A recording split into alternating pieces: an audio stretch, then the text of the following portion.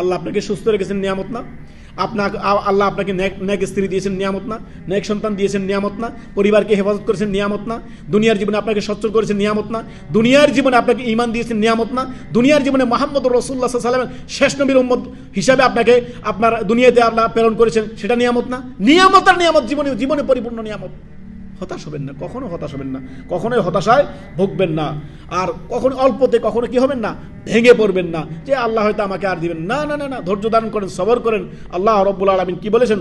ওয়ালা সাউফা ইউতিকা রাব্বুকা ফাতারদা, ওয়ালা সাউফা ইউতিকা রাব্বুকা ফাতারদা। আল্লাহু আকবার।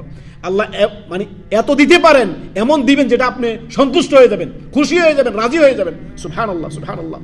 আল্লাহ যাকে দেন তাকে বেশুমার আল্লাহ তাআলা দেন, যেটাতে আপনি অতি সন্তুষ্ট হয়ে যাবেন, আপনি ধন্য হয়ে যাবেন। সবর করেন, ধৈর্য ধারণ করেন, আপনি জানবেন যে প্রত্যেক কষ্টের পরে স্বস্তি রয়েছে।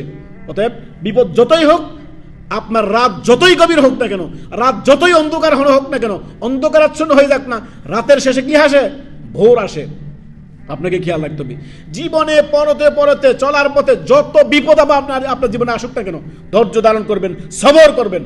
আমি মুমিন বান্দা, আমার রব কখনোই আমাকে একা ছেড়ে দিবেন না। আমার রব আমাকে কখনোই একা ছেড়ে দিবেন না। রব সর্বদা আমার সাথে আছেন, আমার সাথে সাহায্যের দিক থেকে আমার আছেন। আমার রব আমাকে কখনো একা ছেড়ে দিবেন না। মুসা আলাইহিস সালাম কি বলেছেন? কাল্লা, কোশ্চেন কালেও নয়, ইন্নামা ইয়া রাব্বি সায়াহদিনি। আমার রব আমার সাথে আছেন, আমাকে আমার রব কখনো একা ছেড়ে দিবেন না, অসহায় ছেড়ে দিবেন না। তো আপনার ঈমান হওয়া উচিত। বিপদ যত বড় হোক, আপনি সর্বদাই খেয়াল রাখবেন, জীবনে যত বিপদ আপদ নেমে আসুক না কেন, সবর করবেন, ধৈর্য ধারণ করবেন, ধৈর্য সবর নিয়ে আসবেন, হায় হুতাশ করবেন না। এতে করে আরো যন্ত্রণা বাড়বে।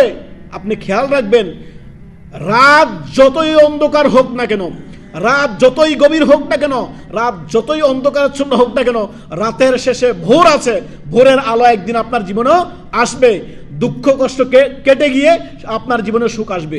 ধৈর্য ধারণ করুন। দুঃখের সাথেই কি আছে? স্বস্তি রয়েছে। কষ্টের সাথেই স্বস্তি রয়েছে। কষ্টের সাথেই আপনার কি আছে? আরাম রয়েছে। ধৈর্য ধারণ করুন, সবর করেন, বেসবর হয়েন না, একটুতেই বেসবর না। মুমিন এমন হবে না।